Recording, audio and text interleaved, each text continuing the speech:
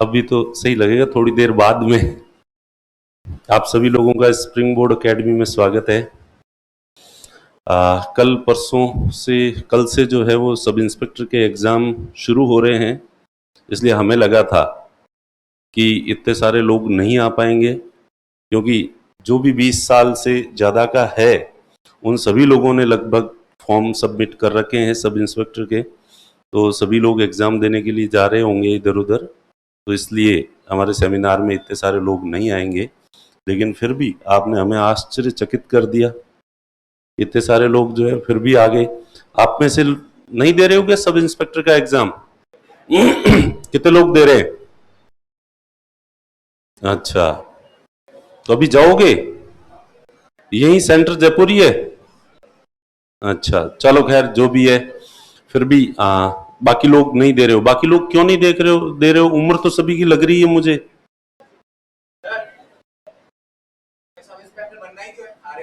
अच्छा, very good. ये इसने कहा कि हमें सब इंस्पेक्टर बनना ही नहीं है, हम तो आरएस बनने वाले हैं, इसलिए हम वो एग्जाम क्यों देंगे। वेरी गुड, बहुत ही अच्छा आंसर है। और यही चीज जो है वो आपको सफल बनाती है कि जिंदगी में जो है आप, मैं बात की शुरुआत वहीं से करता हूं हमेशा ही कि जिंदगी में जितना बड़ा उद्देश्य रखोगे उसी से तुम्हारी जिंदगी, तुम्हारा भविष्य जो है वो निर्धारित होगा। आदमी अपने मस्तिष्क के हिसाब से उद्देश्य का निर्धारण नहीं करता है, माइंड इंटेलिजेंस के हिसाब से ऑब्जेक्टिव डिसाइड नहीं होता है, बल्कि ऑब्जेक्टिव के हिसाब से जैसा उद्देश्य है जीवन में आपका, उसके हिसाब से आपके मस्तिष्क का विकास होता है। एक साधारण व्यक्ति होता है, कोई भी नॉर्मल दिहाड़ी मजदूरी करता है, तो उसका बेटा जो होता है वो ज्यादा नहीं सोचता, और वो सोचता है ज्यादा से ज्यादा भाई मैं ये दिहाड़ी मजदूरी नहीं करके मैं कुछ छोटा मोटा सरकारी नौकरी ले लूं।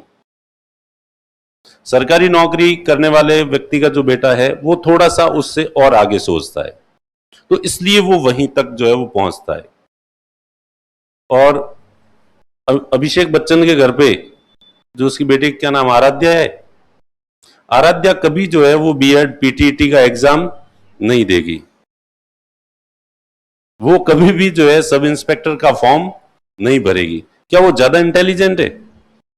नहीं, क्योंकि उसको जो एनवायरनमेंट मिल रहा है, वातावरण मिल रहा है, वो शुरुआत से ही ऐसे लोगों के बीच में ऊपर बड़ी होगी कि उसका उद्देश्य अपने आप ही जो है वो बड़ा निर्धारित जो है वो होगा। सोचेगी बड़ा, वो होता है या नहीं होता है ये एक अलग चीज है। चलिए खैर, उसमें बहुत सारे कई दूसरे फैक्टर्स भी होते हैं, तो इसलिए मेरा फेमस कोटेशन है जो मेरे दोस्त ने मुझे बचपन में याद दिलाया था, और वो मैं हर बार ही जो है वो ज्यादातर सेमिनार में बोला हुआ हूँ, not failure but low aim is a crime, because big aim and great objectives bring out a great mind.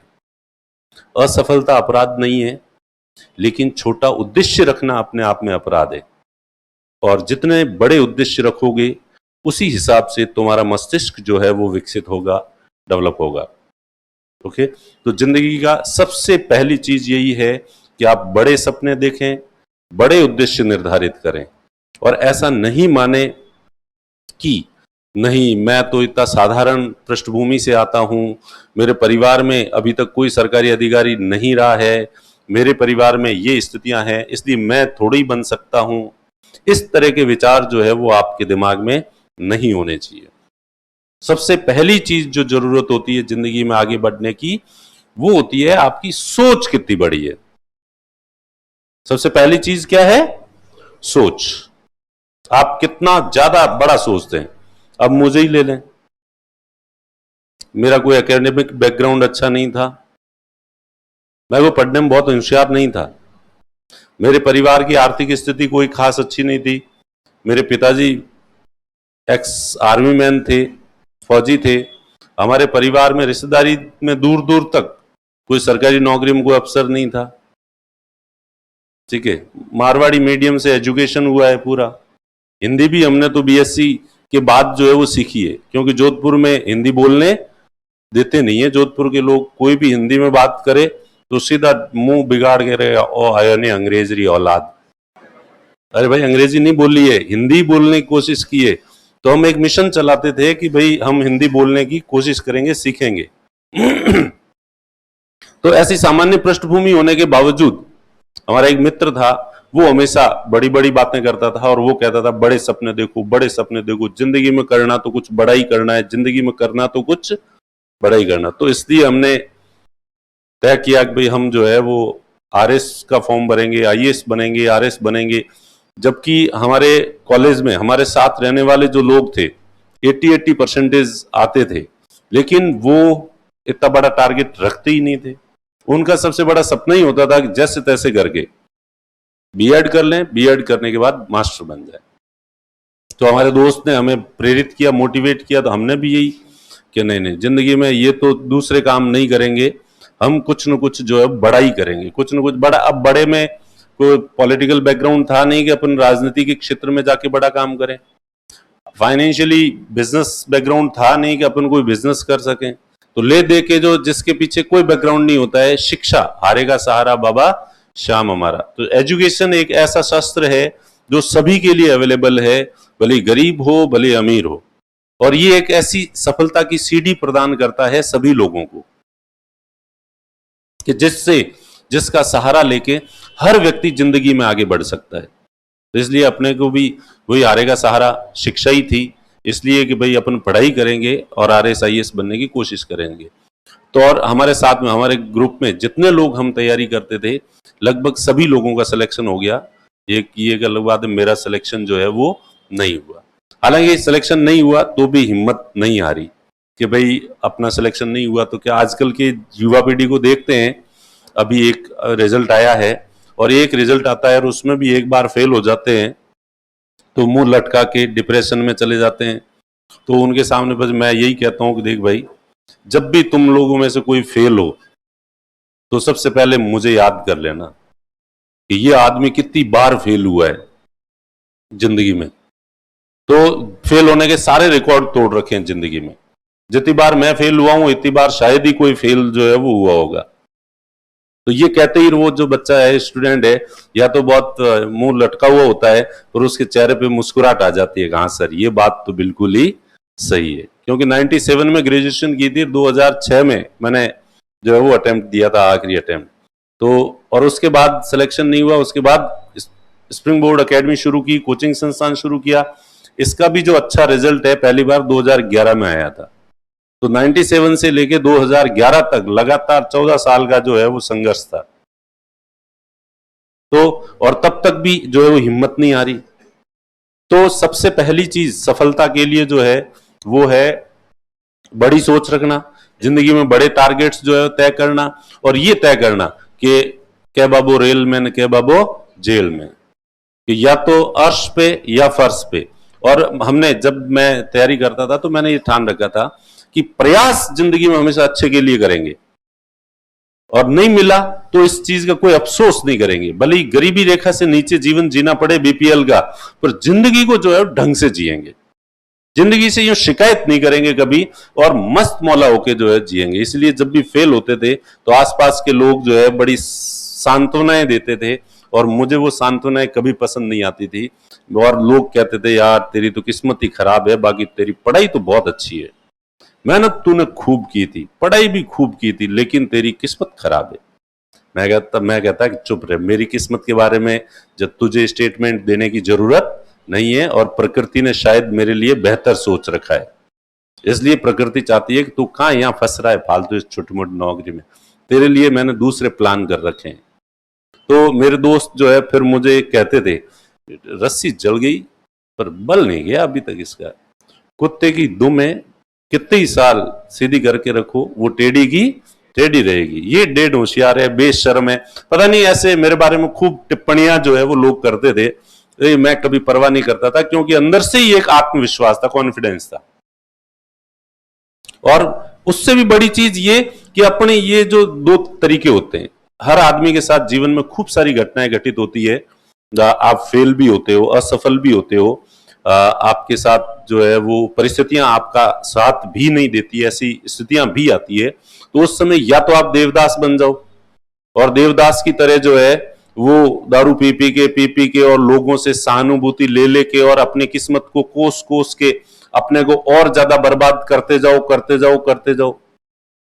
या है कि बेशर्मों की तरह असफल हुए हैं तो भी तीसरे दिन जो है ठहाके लगा रहे हैं, हंस रहे हैं, पार्टियां कर रहे हैं और लोग के लोधे को शर्म ही नहीं आती, अब ये पार्टी कर रहा है। परसों इसका रिजल्ट आया था, परसों तो फेल हुआ था। जिस दिन रिजल्ट आता था 2 दिन दुखी होते थे, 2 दिन दुखी होने की थोड़ी वो करनी पड़ती है भाई, हाँ, और तीसरे दिन पर हमेशा कोई दुखी थोड़ी हो सकता है आदमी। तो जिंदगी में सफल होने के लिए सबसे पहली चीज, उद्देश्य जो है वो क्या होना चाहिए, बड़ा होना चाहिए। और उद्देश्य बड़े में भी समय के साथ उद्देश्य भी चेंज होते रहने चाहिए।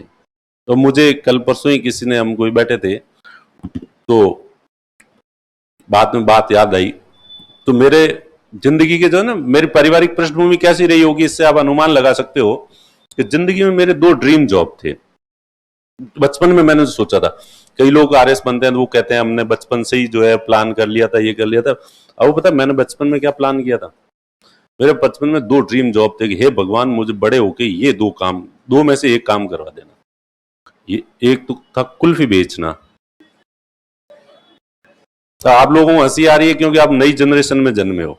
मेरी जनरेशन के जो लोग हैं और जो गांवों में जन्मे हैं उनमें से मैं कह रहा हूं कि 90% लोगों को याद भले नहीं होगा अभी उनको, लेकिन 90% लोगों का ड्रीम जॉब हुआ करता था कुल्फी।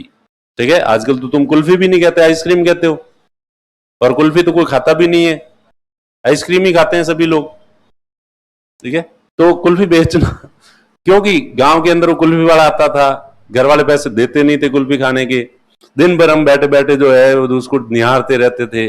और वो भी क्या करता था बेईमान कि वो बच्चों को जो है वो यूं जी ललचाने के लिए एक कुल्फी निकालता, आराम से बैठ के खाता,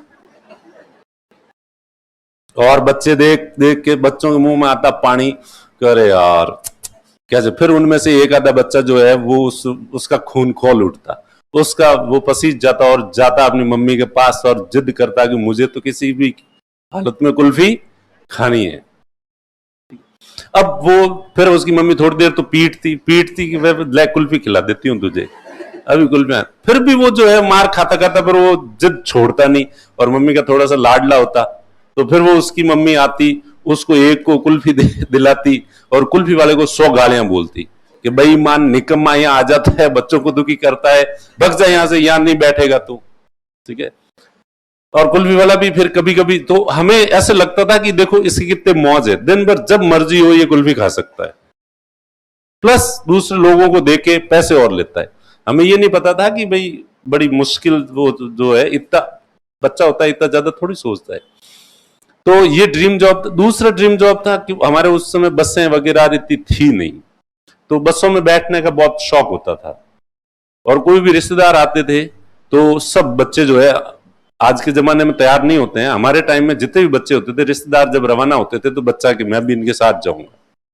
साथ क्यों जाऊंगा, लालच क्या होता था, बस में बैठ गया। फिर कभी कभार कहीं जाने का काम पड़ता था तो लगता है यार ये आदमी ठीक है, रोज बस में ही घूमता रहता है, अपने को कभी कभार नसीब नहीं होती। आजकल तो जयपुर से जोधपुर जाओ तो कब सफर खत्म होगा, कितने जल्दी उतरे। तुम लोग इस जनरेशन के हो, हमारे टाइम में ये सपना होता था कि काश अगला स्टेशन आए ही नहीं और हम बस के अंदर ही बैठे रहे, और वो रस्सिया आवे, हिंडा आवे, और फिर वो सबसे पैसे और लेता है। थैला और भर के रखता था, वो थैला रखता था कंडक्टर पहले ऐसे चमड़े का, वो खोलता और फिर वो छुट्टे देता और पैसे और इसके पास पैसे। तो ये हमारे ड्रीम जॉब हुआ करते थे। पर समय के साथ जैसे जैसे अपन जो है वो बड़े होते हैं, परिस्थितियां चेंज होती है, तो उद्देश्य जो है वो बदलते रहते हैं, और ज्यादा से ज्यादा तो वहां से उद्देश्य निर्धारित करते करते यहां तक आ गए हैं। और अभी तो भविष्य का गर्त पता नहीं, अब आगे और जिंदगी में क्या उद्देश्य जो है वो निर्धारित होंगे। ठीक है, तो कुल मिला के ये तो मैं पृष्ठभूमि का थोड़ा उदाहरण दे रहा था। तो मैं जो मेन बातें बता रहा था सफल होने के लिए, सबसे पहली चीज बड़ा सोचो और जिंदगी में हमेशा बड़े उद्देश्य जो है निर्धारित करो।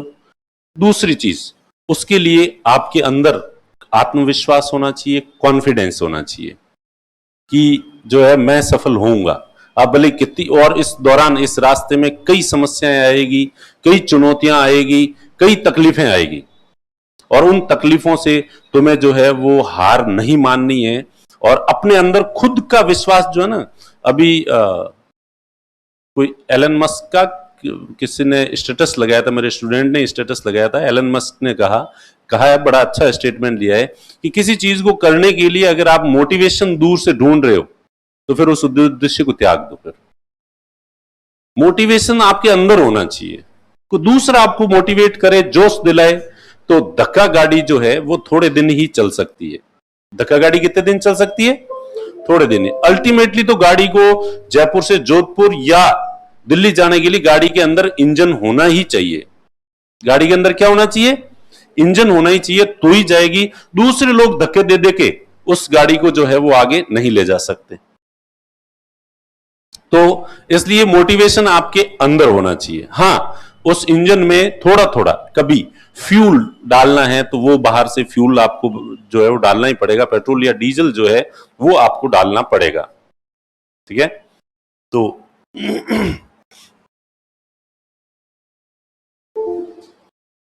तो ये मैं लिख आया हूं कि भाई सफल होने के लिए कौन कौन से मूल मंत्र जो है वो होते हैं, होने चाहिए।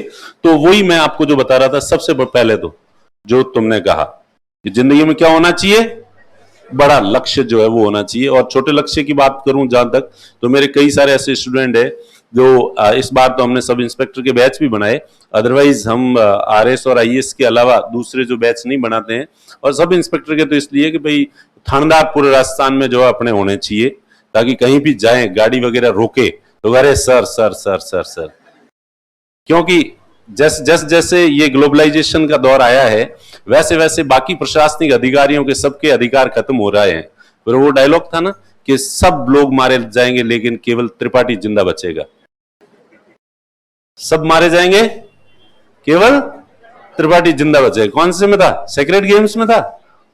तो वैसे के वैसे सभी प्रशासनिक अधिकारियों के पावर्स खत्म होंगे, लेकिन पुलिस के पावर कभी खत्म नहीं होंगे।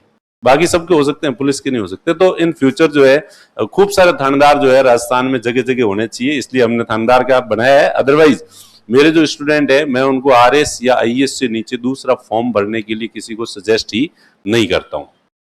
ठीक है, तो और ऐसे कई स्टूडेंट है नीचे, आपको अभी तो वो पोस्टर जो है वो हटा दिए हैं। बाकी सुरेंद्र लांबा जो अभी पंजाब में आईपीएस हैं,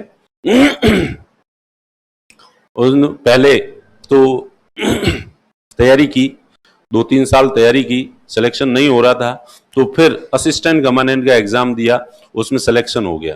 तो असिस्टेंट गवर्नेंट सिलेक्शन हो गया, सिलेक्शन के बाद भी मुझे कब एग्जाम दिया, कब सिलेक्शन हुआ मुझे पता नहीं चला। फिर 6 महीने बाद उसके एक दोस्त ने मुझे बताया कि सर आपको पता है, ये आपको बता नहीं रहा है, आपको छुपा रहा है।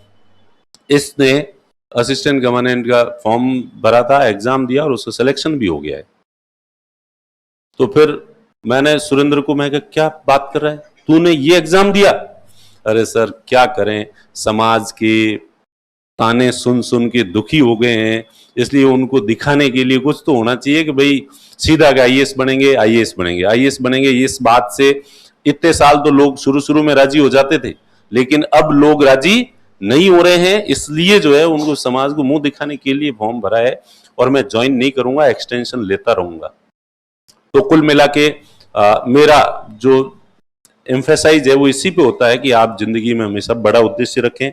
उसके बाद आपके अंदर कॉन्फिडेंस होना चाहिए, आत्मविश्वास होना चाहिए। आत्मविश्वास जो है वो खुद के अंदर से होना चाहिए, एक दिखाने के लिए लोगों को सिर्फ कि मेरे अंदर हाँ कॉन्फिडेंस है, हाँ कॉन्फिडेंस है। जिसके अंदर कॉन्फिडेंस होता है वो कॉन्फिडेंस की ज्यादा बातें नहीं करता, उसके अंदर होता ही है।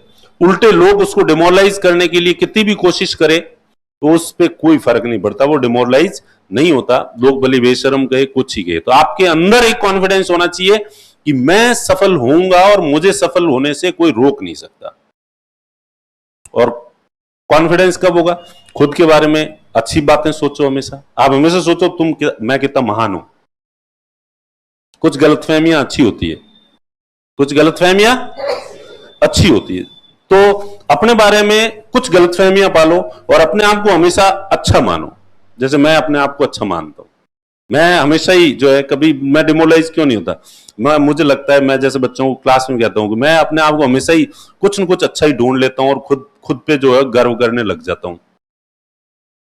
जैसे मुझे कि मैं पॉलिटी कितनी अच्छी पढ़ाता हूं, तो जितने भी मेरे, कभी कभी मुझे मिल जाता है कोई कि जो मुझसे अच्छी पॉलिटी पढ़ाता है, तो फिर मैं नहीं, पर टांग तो ऊंची अपनी रहनी चाहिए। पर अंतरात्मा स्वीकार भी करती है कि अरे यार नहीं, अपने से अच्छा तो वो पढ़ाता है। फिर तो मैं पॉलिटी के साथ इकोनॉमिक्स भी अच्छी पढ़ाता हूँ, वो ये नहीं पढ़ाता। फिर कोई आदमी मिल जाता है जो पॉलिटी भी अच्छी पढ़ाता है और इकोनॉमिक्स भी अच्छी पढ़ाता है, फिर मैं कि नहीं, मैं तो फिलॉसफी भी अच्छी पढ़ाता हूँ, मैं हिस्ट्री भी अच्छी पढ़ाता हूं, मैं फिजिक्स भी पढ़ा सकता हूं, ये सब मैंने पढ़ाए हैं। ठीक है, फिर पता चले कि सारे जो है अच्छे, मुझसे अच्छे पढ़ाने वाले दूसरे कई लोग हैं, वो लगता है अरे यार ये मुझसे मान होता जा रहा है, ऐसा कोई मान मिल जाता है। तो फिर लास्ट में तुरुप का पत्ता अपने पास है, कुछ भी हो जाए सब अच्छे पढ़ाता होगा, लेकिन एज ए इंसान मैं अच्छा हूं। एज ए ह्यूमन बीइंग जो है ना, मेरे अंदर जो मानवीय गुण है ना, वो मानवीय गुण किसी में नहीं हो, इसमें नहीं हो सकते। मैं देखो लोगों को कितना भला सोचता हूं, जरूरतमंदों की इतनी मदद करता हूं, मेरे अंदर जो है दूसरे लोगों के प्रति कितनी एम्पैथी जो है वो उमड़ती है। तो ये मैं दूसरों की भावनाओं की जो कदर करता हूं ना, वो ये नहीं कर सकता। तो कुल मिला, और ये एक ऐसी चीज है जिसका कोई फिजिकल पैरामीटर नहीं है कि जिसको मापा जा सके, ये कम है या ज्यादा है। तो कुल मिला के टांग में मेरी ऊंची रखता हूं और खुद के बारे में पॉजिटिव ही रहता हूं। तो इस तरह से अपनी जो अच्छाइयां हैं उनके बारे में सोचो कि भाई मेरे में ये है, मेरे में ये है, मेरे ये अच्छा पक्ष है, और उनके बारे में हमेशा सोचते रहो। तो इससे जो है तुम्हारा आत्मविश्वास जो है हमेशा बना रहेगा। तुम कभी भी, बच्चों पे जो आते हैं, सर मैं डिप्रेशन में जा रहा हूं, ये कर रहा हूं, वो कर रहा हूं। अब ये डिप्रेशन में जाना है तो जाओ आप, और है इंडियन टेंडेंसी है, रेड लाइट आएगी, ओ माय गॉड मेरी किस्मत ही खराब है यार, यहां मैं जब भी आता हूं मुझे रेड लाइट ही मिलती है।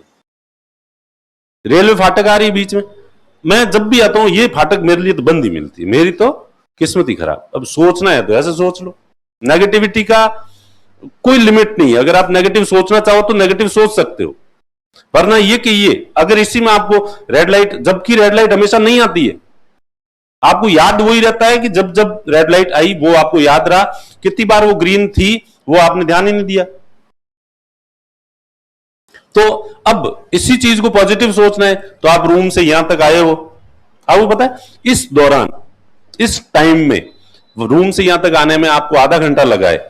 इस आधे घंटे में रोड एक्सीडेंट में पूरी दुनिया में सैकड़ों हजारों लोग जो है वो मरे हैं, किसी न किसी धरती के कोने पे। अब आप पॉजिटिव सोच सकते हो, अरे यार मैं वहां से यहां तक आया, इस दौरान 1000 लोग एक्सीडेंट में दुनिया में मरे हैं कहीं न कहीं, और जिनकी कोई गलती नहीं थी ऐसे भी लोग मरे, और मैं नहीं मरा। अरे यार मैं कितना किस्मत वाला हूं, और मैं आज भी नहीं, पिछले 10 साल से रोड पे घूम रहा हूं, और 10 साल में तो करीब लाखों करोड़ों की संख्या में लोग मरे हैं एक्सीडेंट में, और मैं नहीं मरा। अरे यस, ओ माय गॉड, मैं कितना खुशकिस्मत हूं। तो जिंदगी में सोचने के दोनों नजरिए हो सकते हैं। आप क्या देखना चाहते हो, आपका दृष्टिकोण सकारात्मक है तो आपको पॉजिटिव सोचोगे, और आपका दृष्टिकोण नकारात्मक है तो आप नेगेटिव जो सोचोगे। सबसे बड़ा लक्ष्य रखो, ठीक है। उसके बाद कॉन्फिडेंस होना चाहिए अपने अंदर, और कॉन्फिडेंस कब आएगा, जब आप ज्यादा से ज्यादा पॉजिटिव सोचोगे, सकारात्मकता जो है वो सोचोगे। उसके बाद परिश्रम के बिना तो कुछ होता ही नहीं, मेहनत तो करनी पड़ेगी। अब आप सोच सोच के लड्डू खाते रहो, बस सोच रहा हूं, सोचो देंगे पॉजिटिव। परिश्रम का कोई विकल्प नहीं होता, मेहनत तो करनी पड़ेगी, और मेहनत करने के लिए जन्मे हैं। इस लॉकडाउन में लगभग पूरी दुनिया को ये रियलाइज करवा दिया कि बैठे रहना, पड़े रहना कोई जिंदगी का सुख या सुकून नहीं है। और फिर आप लोगों को अभी नहीं है, आने वाले टाइम में जब बेरोजगार लंबे समय तक रहोगे तो मेहनत करने का, रोजगार का जो महत्व समझ में आ जाएगा। तो परिश्रम करना ही पड़ेगा, और कठोर परिश्रम करना पड़ेगा। कैसा परिश्रम, और परिश्रम करने में भी आनंद, और अपना तो परिश्रम ही क्या, पढ़ाई करनी, पढ़ाई करने से बेहतर लाइफ में कोई काम है ही नहीं। आदमी ने नींद लेने के अलावा जिंदगी में अगर सबसे ज्यादा कोई काम किया है, करता है हर आदमी, तो वो पढ़ाई करना है। और सबसे ज्यादा एक ही काम किया, नींद लेना तो कोई काम है नहीं। तो सबसे ज्यादा जो है वो तुम अपनी जिंदगी में एक ही काम करोगे, और वो करोगे पढ़ाई की है तुमने अब तक। और इतने समय तक यही काम है जो किया जा सकता है, बाकी वाला कोई काम नहीं किया जा सकता। घूमने फिरने जाते हैं, अब यूं पढ़ाई से जब मन हटता है तो आदमी को घूमने फिरने जाओ, 5वें से 6ठे दिन घर से बाहर जाओ घूमने का अगर है ना, तो 6ठे दिन आलिया भट्ट की तरह करने लग जाता है आदमी, मुझे घर जाना है, मुझे घर जाना है, जल्दी से जल्दी जो है। और वापस आने की जर्नी जो है वो तो इतनी मुश्किल से कटती है कि हे भगवान जैसे तैसे करके जादू मंत्र कर दे और सीधा घर पहुंचा दे। तो मतलब घूमना फिरना, ऐश एंजॉय जो भी आप मानते हो ना, ये आदमी लगातार नहीं कर सकता। तो इसका मतलब उसमें कोई आनंद नहीं है। वो तो क्या है, होता नहीं है, कभी कभार होता है, इसलिए आपने को लगता है। वरना पढ़ाई से बेहतर सुकून देने वाला काम कोई सा भी नहीं होता। पढ़ाई करने से पहले बहुत अच्छा लगता है कि यस मैं पढ़ाई करूंगा, इतना खुश होता है, यस पढ़ाई करूंगा तो मैं आरएस बनूंगा, आईएएस बनूंगा, इसलिए मुझे ज्यादा से ज्यादा पढ़ना है।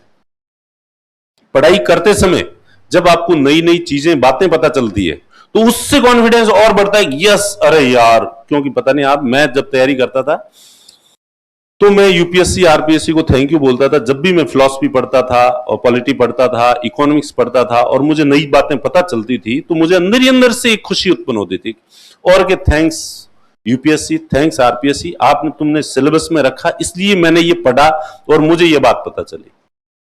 तो पढ़ाई करने से पहले भी जोश उत्साह होता है जो कि आप लोगों में दिख रहा है। हाँ है, अभी वही जोश है जिस वजह से आप यहां तक जो है वो आए हो। उसके बाद पढ़ाई करोगे तो आप निश्चिंत रहो, आप यहां आओगे ना तो हम आपके जो पढ़ाई के प्रति जो उत्साह है ना उसको और डबल बढ़ा देंगे। Doctor B R. अंबेडकर महोदय का कोटेशन है कि एक अच्छा शिक्षक वो नहीं होता जो अपने सब्जेक्ट को जो है बेहतरीन तरीके से स्टूडेंट को समझाता है, बल्कि अच्छा शिक्षक वो होता है जो बच्चे की पढ़ाई में और सब्जेक्ट में रुचि क्रिएट कर दे। तो हम आप लोगों की पढ़ाई में रुचि क्रिएट कर देंगे, इंटरेस्ट क्रिएट कर देंगे। आपको यूं लगने लगेगा कि अरे यार इतने साल तक मैं था कहां, मैं ये पढ़ क्यों नहीं रहा था, धिक्कार है मेरे मनुष्य जीवन जन्म लेने पे। ठीक है, तो और पढ़ाई करने के बाद जब करोगे, पढ़ाई करने से पहले अच्छा लगता है, पढ़ाई करते समय अच्छा लगता है, करने के बाद तो जब तुम्हारा रिजल्ट आएगा तो सिलेक्शन हो जाएगा तो और भी ज्यादा अच्छा लगेगा। तो तीनों ही ऐसी चीज है, इसलिए कठोर परिश्रम आपके जो हिस्से आया है पढ़ाई करने का, इस दुनिया का सबसे बेहतरीन काम है। और इसलिए मैं तो कहूं कि उसको अपन कठोर परिश्रम में भी नहीं रख सकते, क्योंकि मैंने मेरी जिंदगी में इतने सालों से जो की पढ़ाई की, पढ़ाई के अलावा कुछ नहीं किया। और फिर भी मुझे कई लोग कहते हैं कि बहुत संघर्ष किया यार तूने, तो मैं कंफ्यूज हो जाता हूं कि मैंने संघर्ष नहीं किया, मैंने तो एंजॉय किया था। मैंने संघर्ष नहीं किया, मैंने क्या किया था, एंजॉय किया था। 14 साल लगे थे 97 में ग्रेजुएट, और 97 तक भी ग्रेजुएशन की, तब भी पढ़ाई की थी। और उसके बाद को लोग संघर्ष कहते हैं, पर मुझे कभी ऐसा लगा नहीं कि मैंने कोई संघर्ष किया है। और मैं आप लोगों को भी कहता हूं कि आपका ये जो टाइम होगा ना तैयारी करने का, आपकी जिंदगी का सबसे ज्यादा गोल्डन पीरियड जो है यही होगा। हमेशा जिंदगी में इस टाइम को आप मिस करोगे, क्योंकि हम भी, मैं भी और मेरे जितने भी दोस्त हैं, हम सब लोग, मेरे दोस्त जो अधिकारी बने हुए हैं वो भी, हम उन दिनों को फिर से मिस करते हैं, याद करते हैं। और अब भी हम जब भी जहां जयपुर में या दिल्ली में जहां हम रहते थे, हम वहां जाते हैं, वहां बैठते हैं, वहां की थड़ी पे बैठ के फिर चाय पीते हैं, और वो जो टाइम है वो ऐसा याद आता है, हे भगवान थोड़ी देर के लिए एक यूं झपकी दे, वहां भेज, थोड़ी देर रोक ले और फिर वापस ले आ। तो इसलिए ये जो परिश्रम है जो आपके हिस्से आया है, ये कोई जो मजदूर पत्थर उठाता है ना उस तरह का जो है परिश्रम नहीं है, या मजबूरी में जो काम करना पड़ता है किसी के दबाव में, वो वाला परिश्रम नहीं है। फिर परिश्रम की दिशा सही होनी चाहिए। कोई मतलब मारवाड़ी में कहावत है, खबर खेतर में दौड़ने मतलब नहीं है।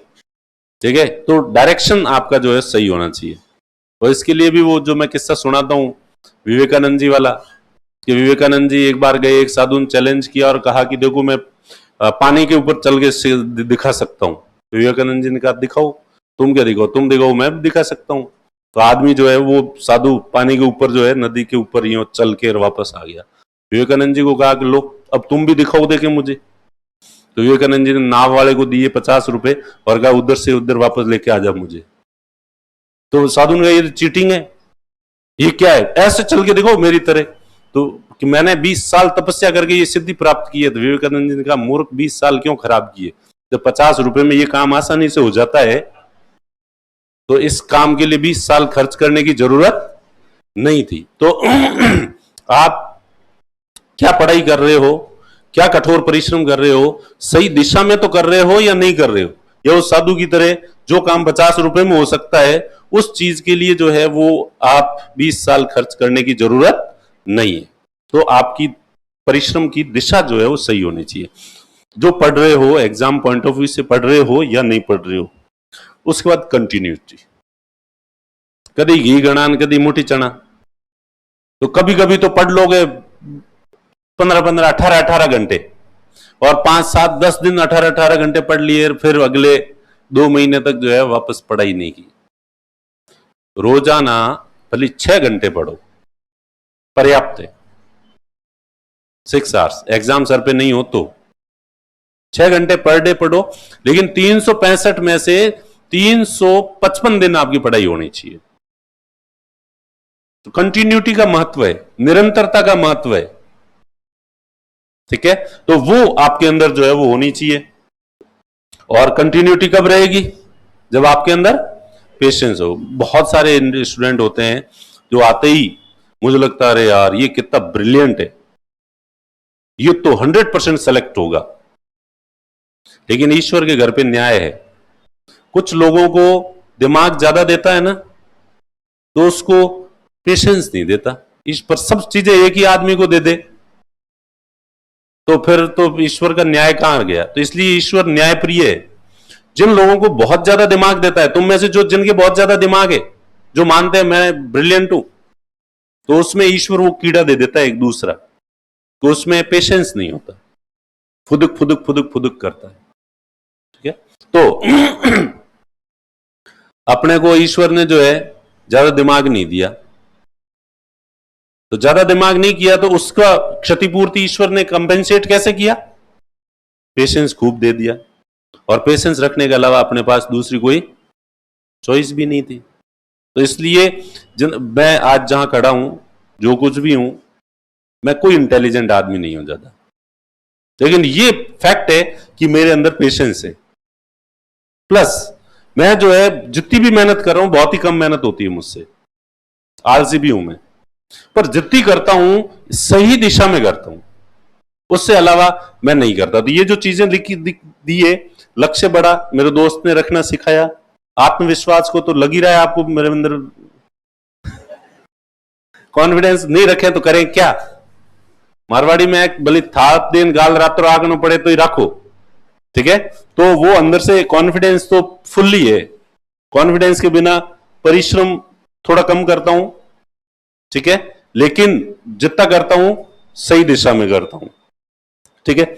निरंतरता, निरंतरता काम ही एक ही है, और तो दूसरा कोई काम ही नहीं है। धैर्य, संवेदनशीलता, सेंसिटिविटी, ठीक है। संवेदनशीलता का मतलब ये होता है कि आप जब भी कोई सब्जेक्ट पढ़ो तो एक ऐसा नहीं कि भाई एग्जाम देना है इसलिए पढ़ो।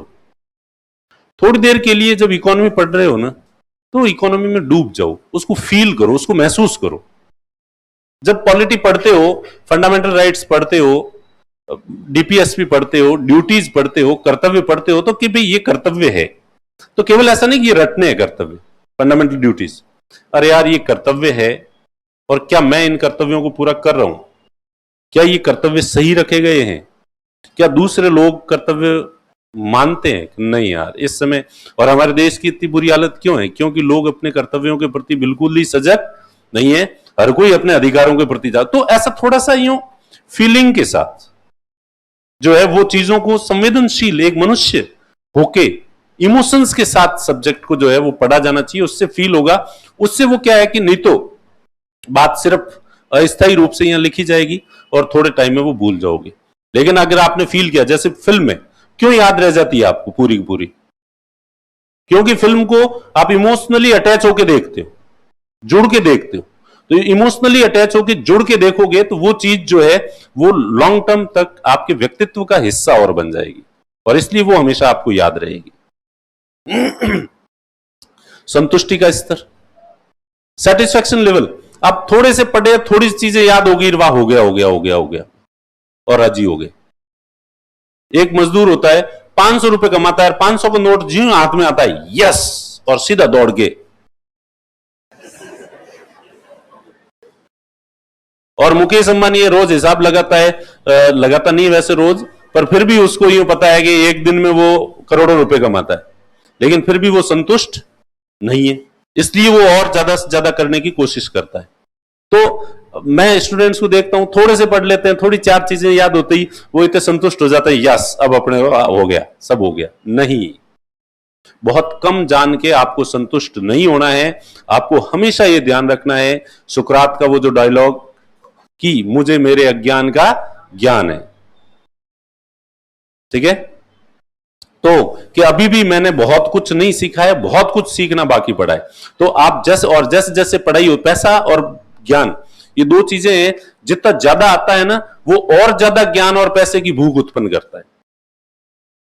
आदमी के पास पैसा थोड़ा कम होता है ना, वो सोचता है यार इतने आ जाए तो अपने खूब है, फिर जो इतने आ जाते हैं तो उसकी भूख थोड़ी और बढ़ती है, फिर थोड़े और ज्यादा आते हैं तो और बढ़ती है, फिर और ज्यादा आते हैं तो और बढ़ती है। जितना पैसा ज्यादा आता जाएगा पैसे की भूख, तो वैसे के वैसे ज्ञान है कि ज्ञान जितना जितना आपके पास आता जाएगा ज्यों ज्यों, और ज्ञान की भूख तो पैसे की भूख से कई गुना ज्यादा बढ़ती है, वो आदमी के अंदर इतनी ज्यादा जिज्ञासा उत्पन्न करती है। अगर आपकी ज्ञान की जैसे जैसे ज्ञान प्राप्त हो रहा है और उसके साथ ज्ञान की भूख और ज्यादा बढ़ती जा रही है, तो इसका मतलब है कि आप सही दिशा पे। और अगर आपको सेटिस्फेक्शन का लेवल आ रहा है कि नहीं नहीं इतना याद हो गया यार, इतना ही पढ़ना होता है, तो इसका मतलब आपकी गाड़ी सही ट्रैक पे जो है वो नहीं है। बहुआयामी दृष्टिकोण, आप पढ़ते समय आजकल जो है ना सोशल मीडिया पे कुछ मोदी भक्त बने हुए हैं, कुछ कांग्रेस के चमचे बने हुए हैं, कुछ ये कम बने हुए हैं, कुछ वो बने हुए हैं, ऐसी विचारधाराएं फिक्स एक तरफा जो सोचते हैं, तो चूंकि आप तो फिर आप अपने आप को गुलाम बना रहे हो। इसके आपका जो नजरिया है वो मल्टी डायमेंशनल होना चाहिए, बहुआयामी दृष्टिकोण होना चाहिए, ठीक है। आप न्यूज़पेपर पढ़ोगे, जिस दिन पर्यावरणविद आर्टिकल लिखेगा तो वो लिखेगा कि सरकार की जो पॉलिसी सही नहीं है और पॉल्यूशन इतना बढ़ रहा है, व्हीकल इतने बढ़ गए हैं, गाड़ियां इतनी बढ़ गई है, लोग, एक आदमी है अकेला और वो 7 सीटर ऑडी में बैठ के आता है, जबकि उसको जो है वो साइकिल पे आना चाहिए, जिससे कि इसका पर्यावरण जो है वो नहीं बिगड़े, तो वो केवल पर्यावरण पे जोर देगा।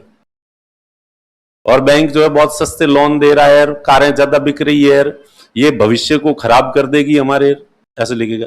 दूसरे दिन अर्थशास्त्री लिखेगा, वो लिखेगा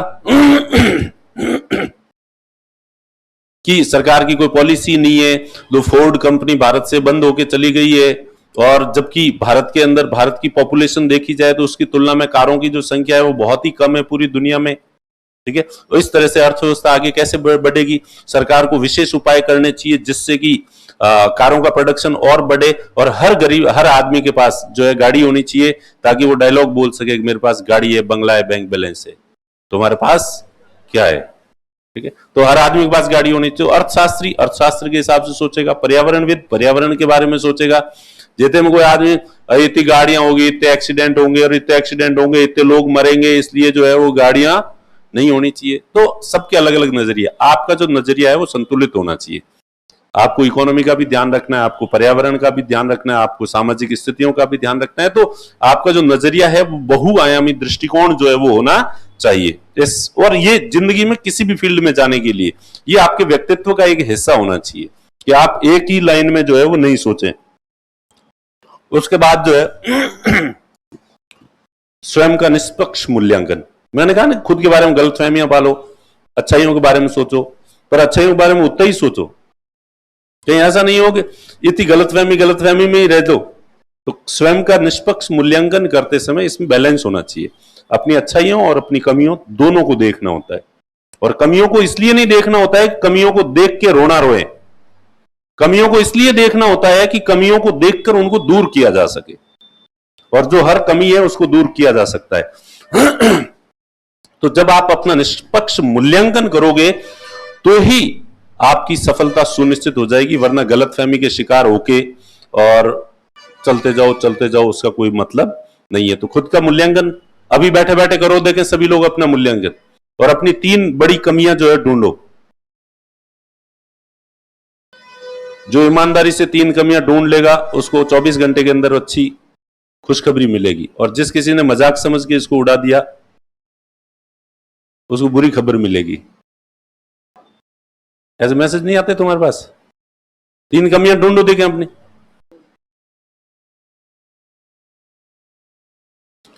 तो ये 3 ही है, तो 3 नहीं, तुम्हारे अंदर हजारों, तुम गलतियों के पुलिंदे हो।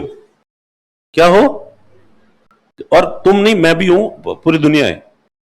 खलील जिब्रान का स्टेटमेंट है कि अगर पाप और पुण्य की परंपरागत व्याख्याएं सही है तो मेरा जीवन पापों की एक श्रृंखला के सिवाय कुछ भी नहीं है। इसे कहते हैं सच्चा आत्ममूल्यांकन।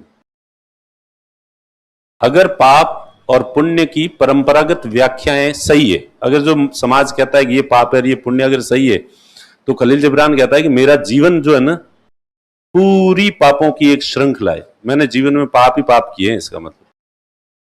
ठीक है, तो ये होता है खुद का मूल्यांकन। आप कर सकते हो, आप पढ़ाई सही कर रहे हो, नहीं कर रहे हो, सही दिशा में कर रहे हो, जितनी करनी चाहिए उतनी कर रहे हो या नहीं कर रहे हो। ठीक है, तो ये पॉजिटिव दृष्टिकोण, चीजों के बारे में पॉजिटिव सोचो जो भी आपके आसपास घटित होती है। अब हर चीज में कमी कमी ढूंढते रहोगे तो आप नहीं सीखोगे। दुनिया में वो आदमी सबसे ज्यादा सीखता है जो जिसका दृष्टिकोण सकारात्मक होता है। आपके सामने कोई आदमी है, उसमें अच्छाई भी है बुराई भी है, आपको केवल बुराइयां दिख रही है तो इसका मतलब है कि आपका दृष्टिकोण जो है नेगेटिव है, और आपको उसमें अच्छाइयां दिख रही है तो आपका दृष्टिकोण पॉजिटिव है। तो कोचिंग संस्थान ज्वाइन करो, भले कोई सा भी करो।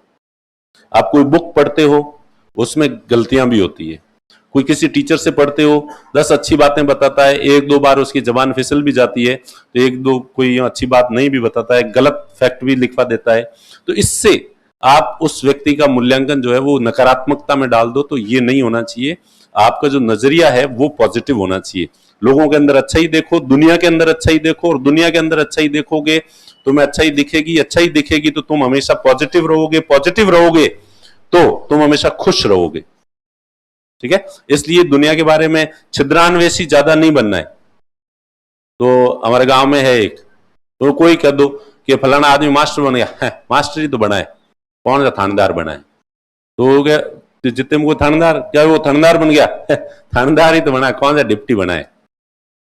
जितने में किसी के डिप्टी का रिजल्ट आया, डिप्टी के बारे में बता दे फलाना डिप्टी बना है, डिप्टी बना, कौन सा एसपी बना है? एसपी बन गया, कौन सा गृह मंत्री बना है? तो क्या वो फलाना आदमी गृह मंत्री बन गया, कौन सा मुख्यमंत्री बना है? जो गृह मंत्री तो बना है। तो क्या फलाना मुख्यमंत्री बन गया, मोदी थोड़ी बना है। प्रधानमंत्री बन गया दिखा है तो है, मुख्यमंत्री में क्या है? तो मोदी बन गया मुख्य प्रधानमंत्री, मोदी ऐसा है वैसा है। अमेरिका का राष्ट्रपति बने तो कोई मतलब है? तो मतलब ये है एक नकारात्मक जो है दृष्टिकोण का एक उदाहरण है कि उस आदमी को कुछ ही बता दो भले ही, तो क्या ट्रंप जो है अमेरिका का राष्ट्रपति बन गया? भगवान थोड़ी बना है। तो नजरिया जो है वो कैसा होता है? तो ये हर चीज में कमी देखना, क्रिटिसाइज करना, कमी देखना, ये नहीं होना चाहिए। आप पॉजिटिव जितने देखोगे और सोचोगे इतने खुश रहोगे, खुश मिजाज रहोगे, शांत रहोगे, चिल रहोगे, और शांत और चिल जितने रहोगे उतना ग्रास्पिंग पावर बढ़ेगा आपका। जो भी चीजें आएगी वो आपको याद रहेगी, मस्त मौला अगर आप रहोगे तो।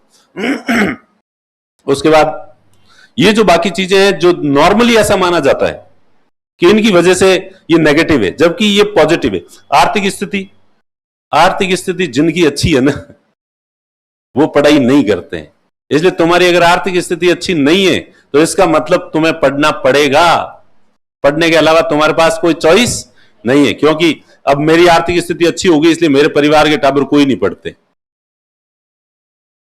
ठीक है, इसलिए कभी कभी इच्छा होती है यार एक बार वापस गरीब हो जाए क्या इन बच्चों के भले के लिए।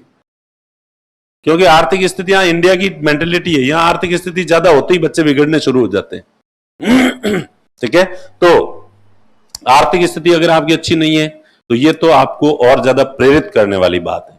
उसके बाद ग्रामीण पृष्ठभूमि सफल होने के लिए जरूरी है, क्योंकि गांव के व्यक्ति को शहर और गांव दोनों जगह का नॉलेज होता है। गांव में इतने साल रह लिए, इसलिए गांव के तो कण कण को जानते हैं। अब शहर में आ गए, शहर वालों को भी देख लिया, इसलिए विजन ज्यादा बड़ा, दृष्टिकोण ज्यादा बड़ा किसका होगा? अनुभव ज्यादा किसका होगा?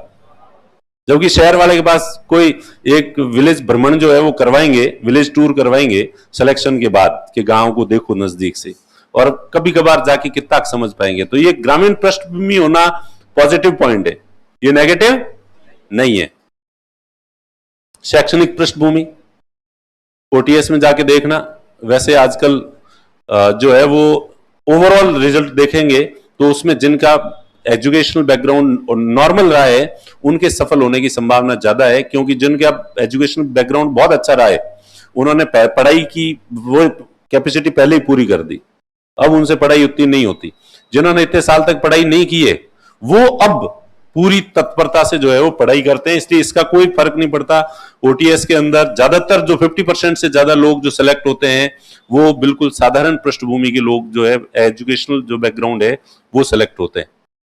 ठीक है, और ऐसे ऐसे लोग, दलपत सिंह का उदाहरण है जिसने 7 साल में बीए, 3 साल की बीए 7 साल में पूरी की थी और फिर भी जो है वो 55वीं रैंक जो है आ गई थी।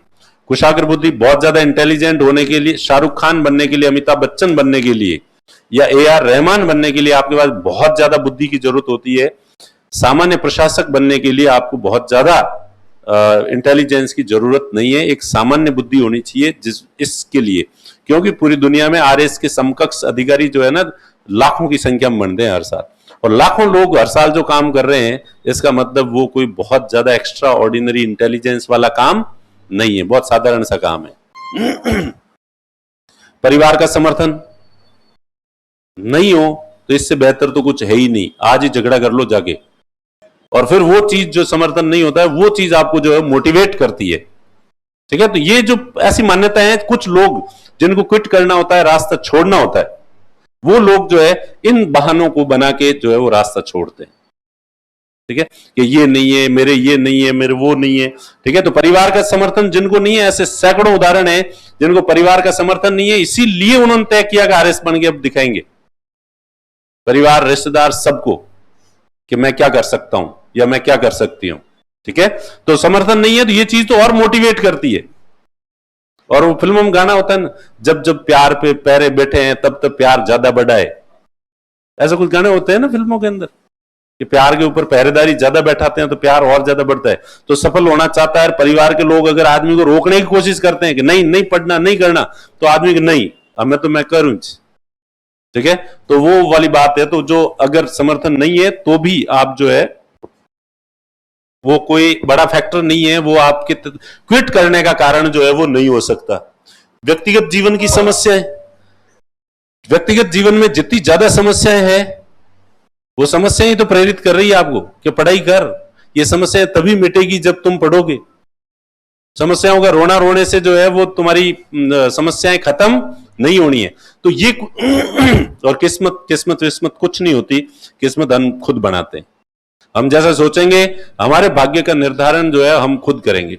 और बचपन में एक ज्योतिष ने कहा था मुझे, मैंने ज्योतिष को दिखाया था, हाथ दिखाया था, मैं कहा देखो महाराज देखे कुछ है, महाराज कुछ दिखा नहीं।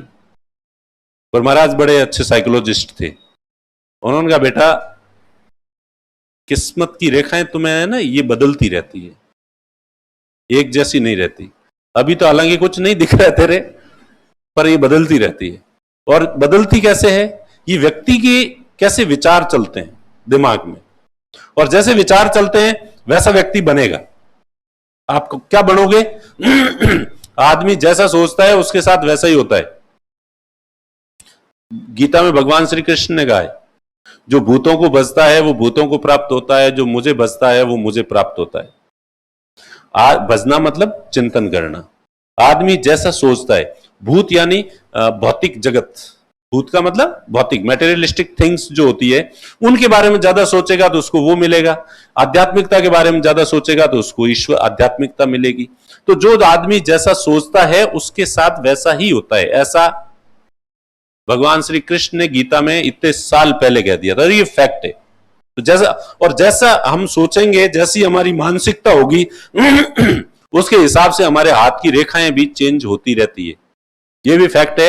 आप फोटो खींच लेना अपने हाथ का और 2 साल बाद वापस फोटो दे लेना, देखना, देखें, कंपेयर करना आपके हाथ की रेखाएं।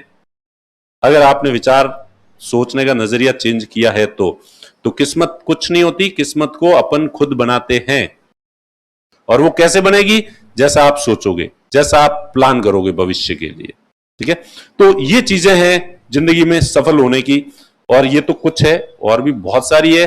और इनमें से किसी एक चीज को ही पकड़ लो आप, तो भी जिंदगी में जो है सफल हो जाओगे। ये नकारात्मकता नहीं लानी है। इस तरह का सवाल किसी के पास जाके इस तरह का डाउट क्लियर नहीं करना है आपको। ठीक है तो अब अपन मैं थोड़ा सा बता देता हूं। इसमें मेरा गला खराब है बहुत ही ज्यादा, पता नहीं, मैंने अभी निकलते समय ऑफिस में कहा शायद हो सकता है मेरी आखिरी स्पीच हो, इतना बुरी तरह से खराब है।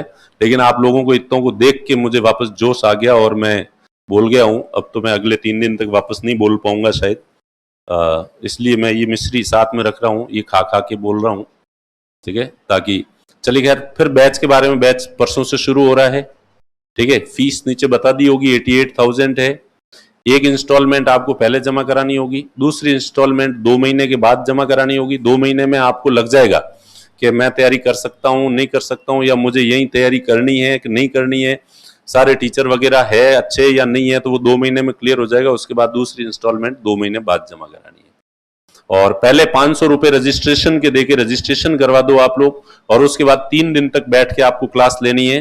3 दिन तक क्लास लेते समय एक तो जो टीचर्स हैं उनको देख लो, प्लस यहाँ पे कई बैच हैं जो कोरोना की मेहरबानी की वजह से कई बच्चे जो है वो 2 साल से आ रहे हैं, कई बच्चे 3 साल से आ रहे हैं यहाँ पे। तो ऐसे भी बच्चे हैं जो 3 साल से आ रहे हैं, 2 साल से आ रहे हैं, 6 महीने से आ रहे हैं।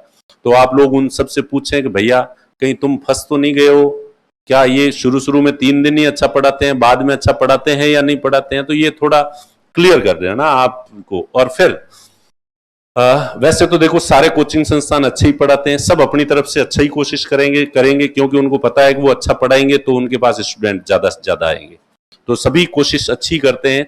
आपको ये देखना है कि आपकी फ्रीक्वेंसी किसके साथ मैच करती है। कि आपके हमारे जो टीचर्स हैं, हमारी लगभग सबकी एक जैसी चीज, जैसा मैं हूं वैसे के वैसे ही सारे लाइक माइंडेड लोग हैं, एक जैसे से ही है। सबकी तरीका, पढ़ाने का तरीका, बातचीत का तरीका, सोचने का तरीका, सबका एक जैसा सही है। तो शुरू में आप उनके साथ बैठ के कंफर्टेबल फील करते हो। हमारी कोई बात, जैसे मैं अभी बोल रहा हूं और आप में से कुछ लोगों को लग रहा है यार कितनी फालतू बकबक कर रहा है और इरिटेशन हो रहा है, तो फिर आपको जो है यहाँ एडमिशन नहीं लेना है। क्योंकि आप जो है क्योंकि ये हमारा जो साथ है ये करीब 12 से लेके 15-16 महीने का जो है साथ होगा। तो 16 महीने तक फिर उनको झेलना बहुत मुश्किल हो जाएगा। तो आपको यही देखना है 3 दिन में कि इनके साथ अपनी फ्रीक्वेंसी मैच हो सकती है या नहीं हो सकती है, इनके साथ अपनी केमिस्ट्री जम सकती है या नहीं जम सकती है। ठीक है, और अगर आपको लगे कि नहीं नहीं ठीक है इनके साथ बैठ जाएगा हमारा मामला और झेल लेंगे इनको 15 महीने तक जो है तो आपको तीसरे दिन 3 दिन क्लास लेने के बाद जो है वो फीस जमा करानी है। पहले फीस जमा मत कराना, हम सीधा सलाह दे रहे हैं आप लोगों को कि क्या पता बाद में 3 दिन बाद आपको लगे कि यार ये तो मैं पढ़ भी नहीं पाऊंगा, मैं तैयारी नहीं कर पाऊंगा। तो आपके घर वालों के खरे पसीने की कमाई है, और फिर एक बार क्या पैसा आ जाता है तो वापस देने की दुनिया में किसी आदमी की इच्छा नहीं होती। तो इसलिए हमारी भी इच्छा नहीं होती वो आया हुआ पैसा वापस दें, तो फीस हम रिटर्न करते नहीं है। ठीक है, तो इसलिए आप पहले अच्छे से देखें, उसके बाद प्रॉपर देख लें भाई हाँ इतने रुपए मैं दे रहा हूं, ये वर्थ है, यहाँ पे वसूल होंगे, तो जो है वो आप फीस जमा कराएं और पढ़ें। और फिर आप आओगे तो हम हमारी तरफ से पूरा मन लगा के आपको पढ़ाएंगे। और फिर स्प्रिंग बोर्ड की तारीफ तो क्या करें, स्प्रिंग बोर्ड की तारीफ करने के लिए तो अभी जो है हमारे जो टॉपर्स हैं, जो पिछले अभी 2018 वाली जो वैकेंसी है उसके जो टॉपर्स हैं वो आए हुए हैं। 5 टॉपर हैं जो अभी आप लोगों को जो है वो संबोधित करेंगे। और देखिए सभी तलाशते हैं रास्ता अपने अपने ढंग से, सभी तलाशते हैं रास्ता अपने अपने ढंग से।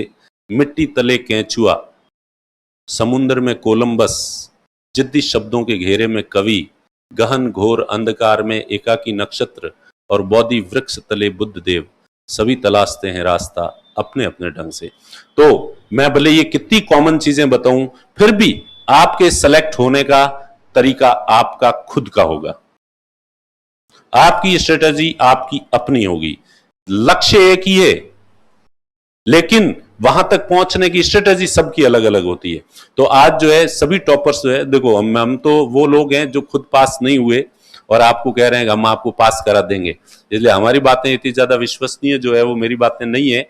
लेकिन वो लोग अभी अभी जर्नी की है उन्होंने और टॉप रैंक हासिल की है, वो सफल बने हैं, तो वो अपने एक्सपीरियंस आपको बताएंगे। और आप बहुत लकी हो कि आपके सामने आजकल जो है वो इतने सारे टॉपर्स हैं जो अपने एक्सपीरियंस आपको जो है वो बता रहे हैं। और हम लोग तो पहले प्रतियोगिता दर्पण खरीदते ही इसलिए थे, क्रॉनिकल खरीदते ही इसलिए थे कि उसमें टॉपर का इंटरव्यू आता था, वरना हमें लगता था कि टॉपर सीधे आसमान से टपकते हैं और सीधे बनते हैं। हमने टॉपर को कभी यूं साक्षात देखा नहीं था जब तक एग्जाम दिया था, सिर्फ उसके जो है, और उसमें भी मेरी जो व्यक्तिगत मैं बताऊं तो वो सीधा जाके मैं देखता था कि उसकी हॉबी क्या है और उसकी मेरी हॉबी मिलती है या नहीं है। यस, अरे यार इसकी हॉबी, इसका मतलब अपन भी बन सकते हैं।